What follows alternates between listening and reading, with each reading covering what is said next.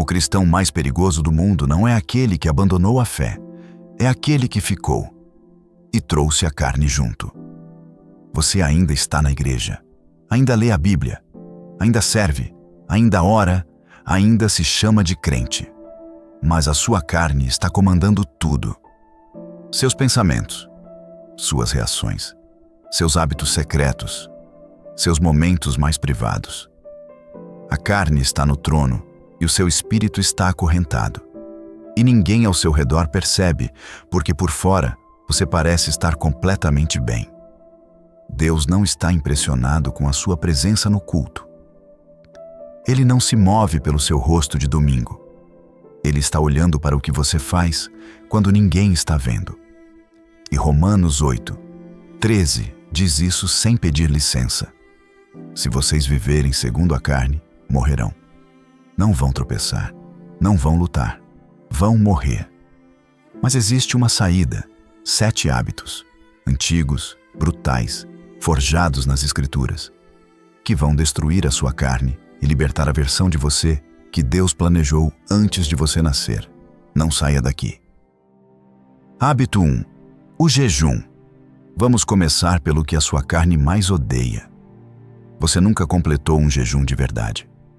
Ou tentou uma vez, chegou até às 11 da manhã e se convenceu de que Deus entendia. Você come quando quer, para quando quer. O seu estômago dá as ordens. Você obedece e nem percebe mais. É tão fundo que já virou escravidão invisível. Aqui está a verdade. A sua carne tem um único quartel-general, um único centro de comando, o seu apetite. E enquanto o apetite mandar em você a mesa, ele vai mandar em você em todo o resto também. Na sua vida de pensamento, na sua vida de pecado, na sua vida de oração. Em tudo. Jejum não é sobre comida. Jejum é uma declaração violenta de que o seu corpo não é dono de você. Jesus não disse se você jejuar em Mateus 6:16. Ele disse quando. Ele assumiu. Ele esperava. Porque um espírito que nunca jejua é um espírito que nunca voa de verdade.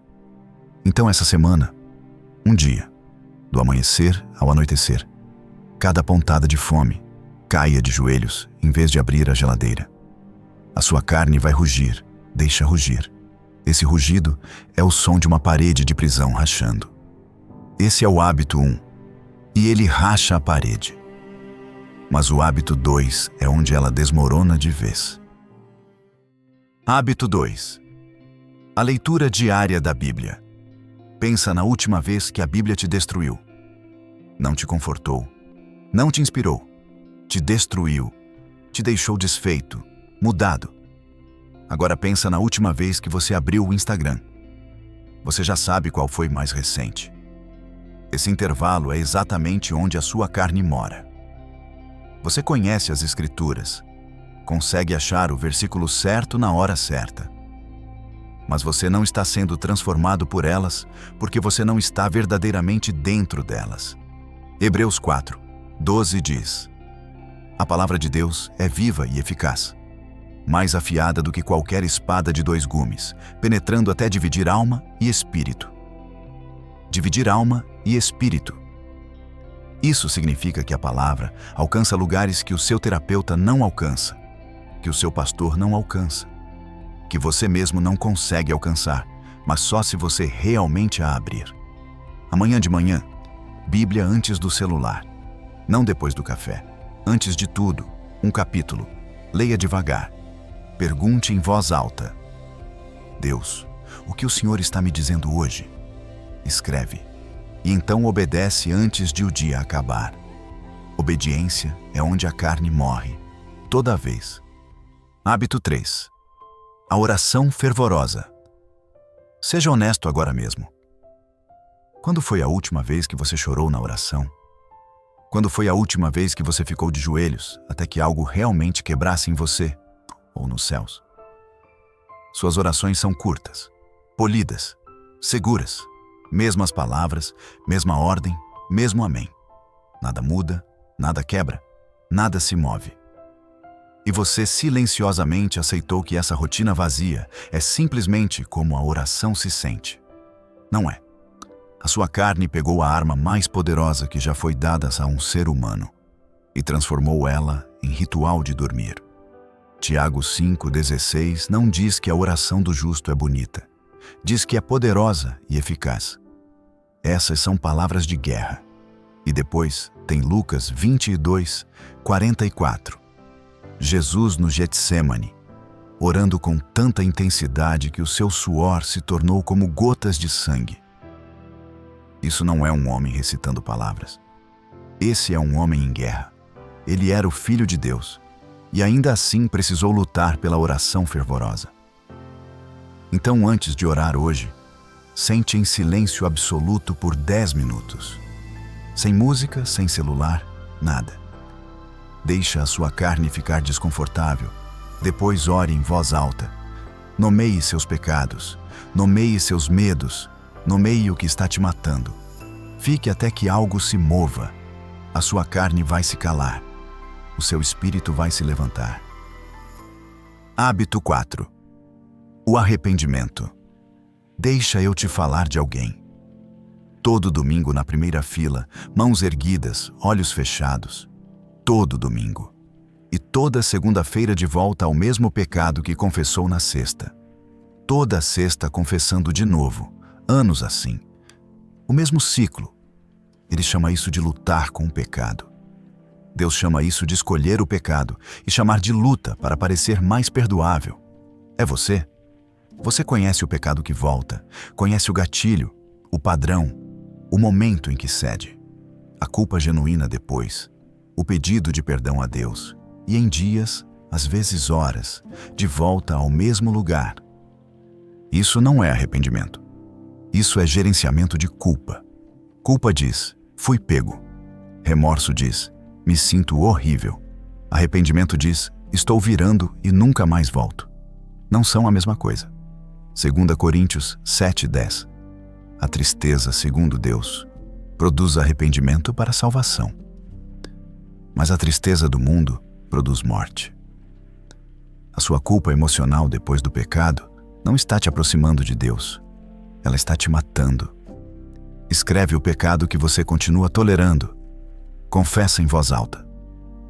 Ore o Salmo 51 linha por linha.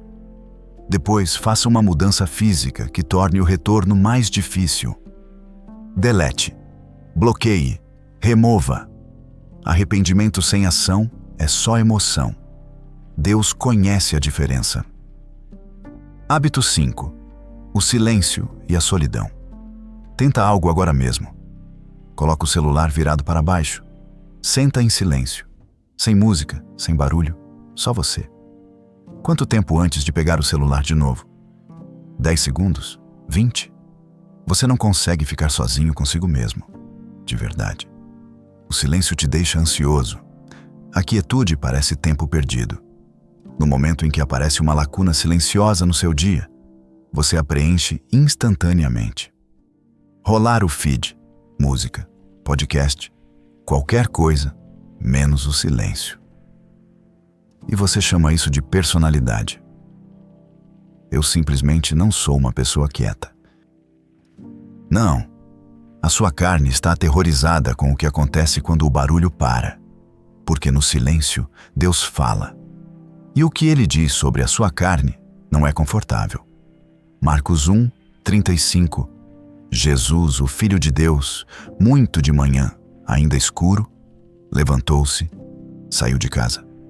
Foi para um lugar deserto e orou. Ele não ficou onde estava quente e confortável. Ele saiu antes do amanhecer para encontrar o silêncio. Salmo 46:10. Aquietai-vos e sabei que eu sou Deus. A sua carne não consegue fazer isso. O seu espírito foi feito para isso. Amanhã, antes de qualquer coisa, 15 minutos. Celular em outro cômodo, sem som. O desconforto que você sentir nesses primeiros minutos é a sua carne morrendo. Não fuja, fica. Hábito 6. A prestação de contas. Deixa eu descrever alguém que você talvez conheça. No domingo, em chamas por Deus. Em público, o cristão modelo.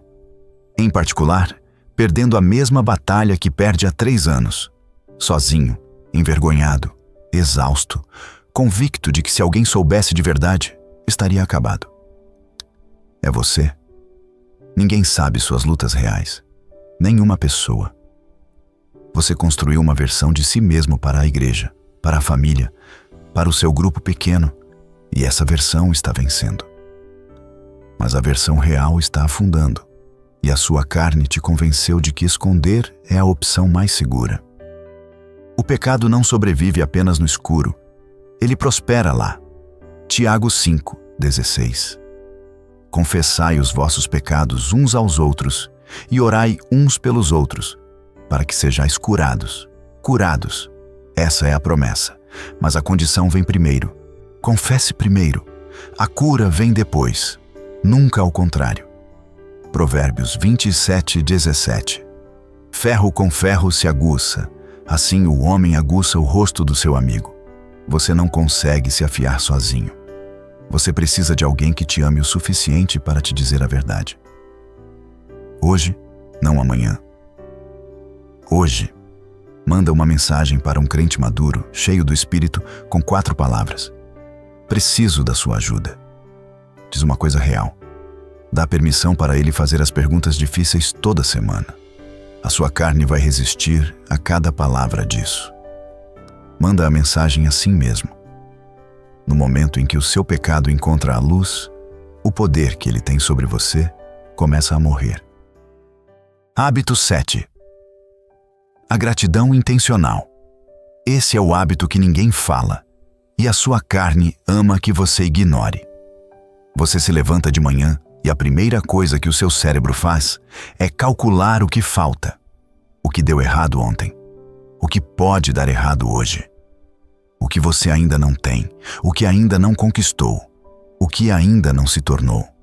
A sua carne vive na lógica da escassez, e enquanto ela controlar a narrativa da sua manhã, ela vai controlar o seu dia inteiro. Mas a gratidão não é sentimento, é uma arma. 1 Tessalonicenses 5:18 diz: Em tudo dai graças, porque esta é a vontade de Deus em Cristo Jesus para convosco. Em tudo. Não nas coisas boas, não quando você se sente bem. Em tudo. Isso não é sugestão poética. É ordem militar. Sabe por que a carne odeia a gratidão? Porque ela reorienta o seu foco de você para Deus. E a carne não sobrevive onde Deus é reconhecido como soberano. Ela murcha. Ela perde força. Ela perde argumento. Então, toda manhã, antes do celular, antes do café, antes do primeiro pensamento sobre o dia, escreve 3 coisas pelas quais você é grato. Específicas, não genéricas. Não, sou grato pela vida. Sou grato por ter acordado com saúde hoje quando meu corpo poderia ter falhado. Específico. Concreto. Pessoal. Faça isso por 30 dias e observe o que Deus faz com a sua mente. A sua carne vai ficar sem chão. O seu espírito vai ganhar vocabulário novo. E o vocabulário do seu espírito é o que determina a direção da sua vida.